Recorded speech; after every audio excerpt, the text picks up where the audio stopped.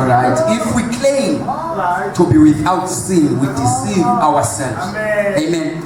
And the truth is not in us. Remember 17, ite inyaniso lilizwi lakho. So uthi ke ngokasi kwaziyo ukuphika uba asinaso isono ngoba inye into ekwaziyo isikhule sona uba sifumane inyani. And inyani siyamkele malibonke igama lenkosi. Now if we confess our sins, he is faithful and just and will forgive us our sins and purify us from all unrighteousness. Verse 10, if we claim we have not sinned, because yoqala ibithetha the present tense ngedwa ngoku uba sithi asinasono ngoku yebona inyaniso ayikho kuthi and kodwa xa sisivumayo sivula umnyango oba sincedakala. Abanye abantu bengancedakali kungoba abawuvula umnyango oba bancedakale. Malibonke igama lenkosi. Unike ngoku uverse number 10, if we claim we have not sinned uba sivumi uba sakhe sona ngoba sizalelwe kusisono kodwa amandla sono awabananga nawo amandla phezu kwempilo yethu ngenxa yelizwi likaThixo. Amen. If we make him out to be a liar and his word is not in us. Yebona ngibithetha qala ngenyaniso ukuthi lenyaniso lilizwi lakhe. That is why namhlanje uba iyakubhora iBhayibheli ubhorwa inyani. Uthi ukuthi ilizwi akufuneka uliphelele ulifundele nje ngoba uplaniwe Sunday kodwa ulifunda ibe yintanga phakathi. Ngoba sikhona ivesi ezingazukusebenzela usaziqengeleza usazinkaya suyifundela unkaya kodwa ifundele ibe nengapho ngaphakathi kwakho. Jeremiah ayithetha ingumlilo emathanjeni yami ngibangazama uvala umlomo but the word of God akusaphodeke indaba zabantu kodwa ngiphodhe izwi lakhe. Hallelujah. Ithi iBhayibheli lonke umuntu ayicingayo uba yiyo and awuyicingi into ongazigcwalisi ngayo. That is why ungakwazi xa ugcwelela ilizwi kunezinto ongafumanekiyo kuzo. Utakoba kuquka ubani soloko ekhona uba khona abantu abaqabanayo enkonzweni ubani soloko ikhona igama lakhe. Iproblem yalo mzalwane ingqondo yakhe ayigcwaliswanga lilizwi ngoba xa igcwaliswe lilizwi bathi benza nolwimi ngaputhi the Lord is my shepherd I shall not want. Ngoba ingqondo yakho igcwele lilizwi kakuza enye ingxaki uthi in the beginning God. Wasisi liphila ngaphakathi kwakho. And ndasifunayo akunethi basifuna iBhayibheli nje. Fanele sibe walking Bible. Abantu xa bebona thina bambona uhapha kuke ekuhlaleni. Bambona ukuthi anekuhlaleni why? Ilizwi liphile ngaphakathi. Xa seliphila ngaphakathi kunezinto eziswe ongasabe uyabona ubana xa uthandaza kuThixo ucela into isiyaxotha impendulo. Iproblem kungoba udinga uthi spend more time ezwi lenkosi. And once belikholwa elikhalaza kakhulu iproblem yakho you lack in 9 fruit of the spirit.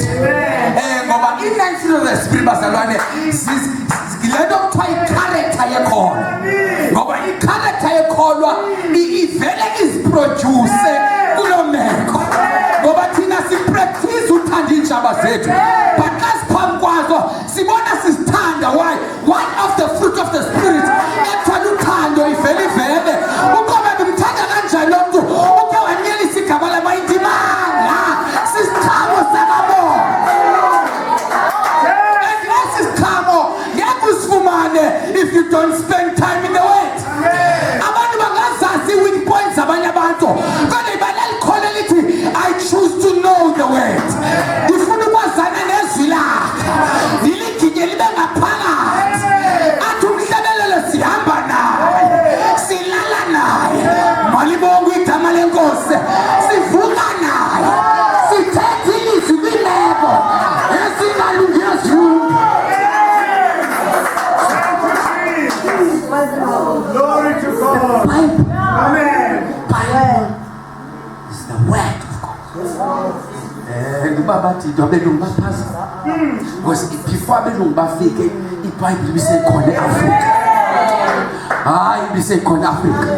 Bathi kanti ithenwa eli lalifumana kanjani ngoba lalifunda iBhayibheli ithenwa lase-Ethiopia eAfrika lalifunda iBhayibheli asiyifumananga nabelungu leso noba bangibaze nayo basikhatha bathatha imfuyo sesiyabulela ngoba sifumene into engaphezulu nabayithathileyo bangazithatha iinkomo zethu bawuthatha umhlaba bayabashiye noJesu ngoba ayekhona akumjula inkosikazi umesekhona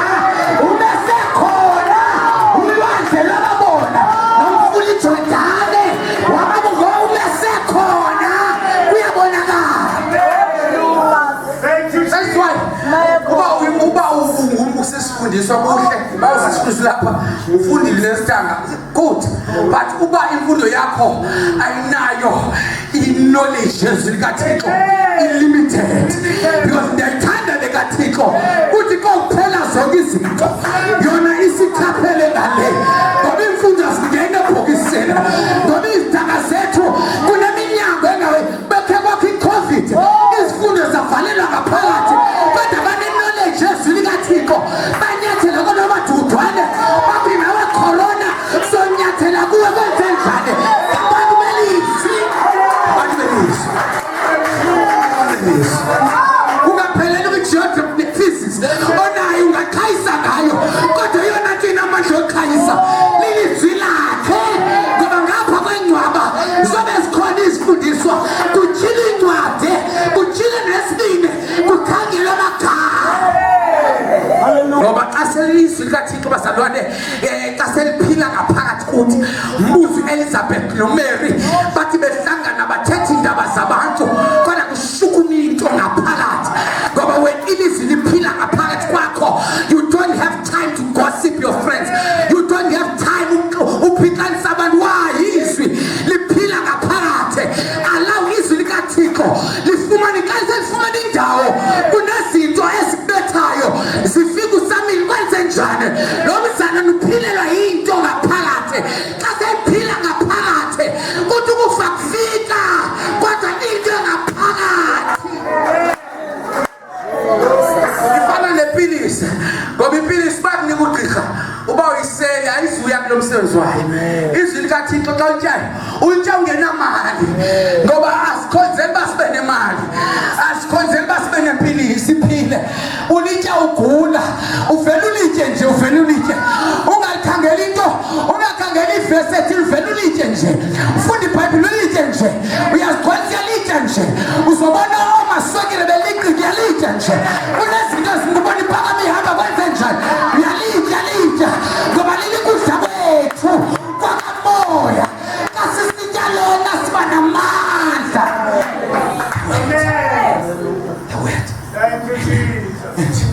Lingumyalezo osuka kuthina for abantu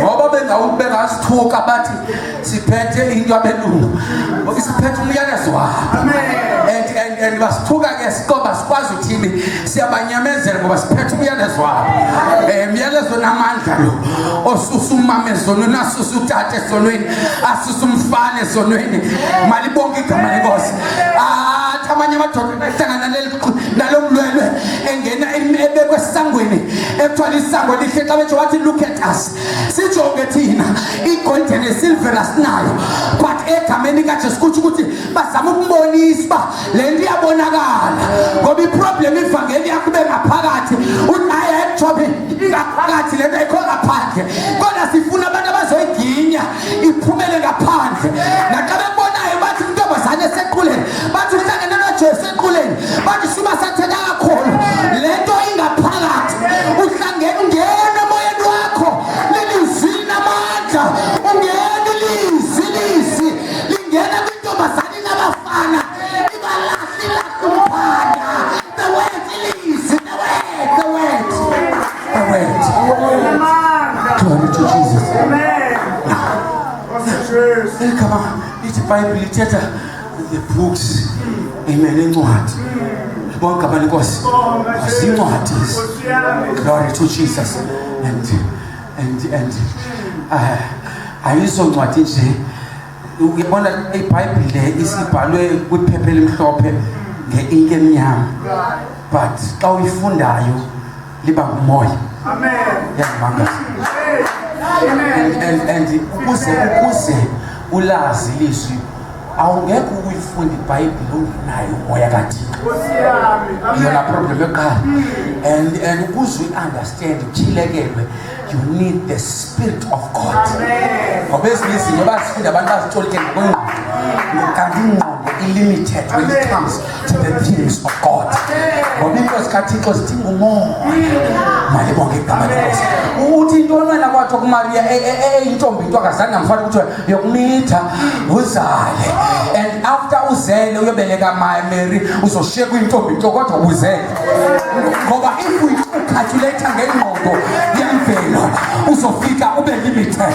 Ngoba into zikaThixo ziyadlula kwimvelo kwingqondo yemvelo. Ngoba into zikabo zidinga nabaprofeti babengaprofeti ngokwentando yabo, babencedwa umoya. Nababebhala iBhayibhile babengayibhali ngokokwabo, but umoya babanceda. That is why it is very important ucheke sometimes isalvation yakho ngabe umoya usathetha nawe, ngabe umoya usekhona. Andinishini izinkedama kodwa ngikushaya umoya, our counselor, our comforter, uzonikhumbuza into engizithethileyo umoya.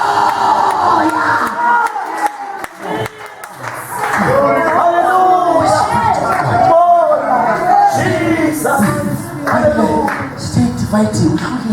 The Old Testament, the New Testament, was come to the Testament.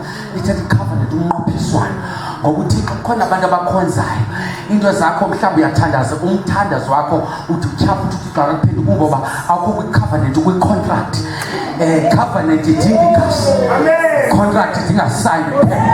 Kodwa ke abantu be-covenant ngabantu abathi kuthiwa isana ushumayela ikhona niyabulala, bathi ingxaki sasayina i-covenant ngegazi.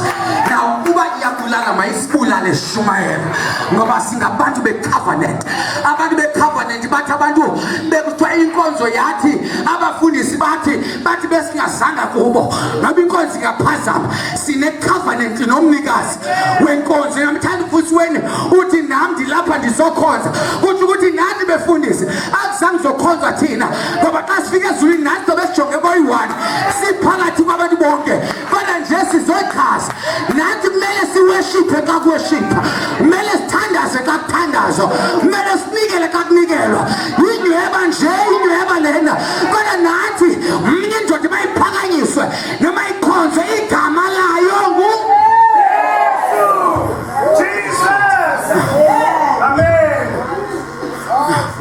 Old Testament there's a mithetho naminqophiso sibona ilandwa kwintaba yeSinayi. If awapha ebomini bakho akube naxesha lentaba yeSinayi sengxakini.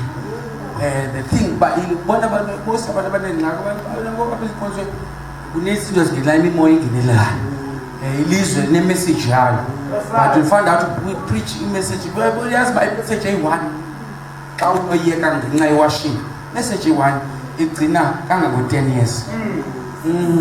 One message on Sunday igcina kangango-10 years, kodwa lonto wakho umhlamba iyodlala ngoJuni. But ilizwi lona ligcina lithatha. Yes.